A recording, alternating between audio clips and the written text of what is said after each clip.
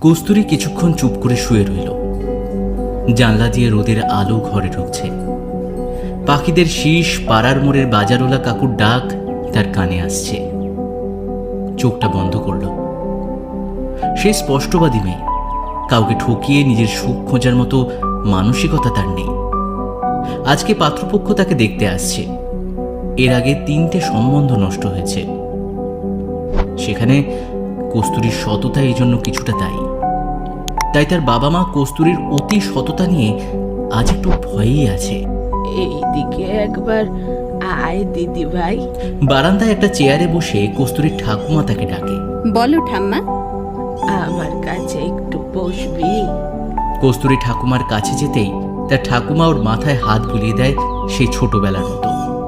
কস্তুরী তার ঠাকুরমার সব থেকে প্রিয় বন্ধু। ছোট থেকে জীবনের প্রত্যেকটা দিনের কথা সে তার ঠাম্মার সাথেই ভাগ করে নিত।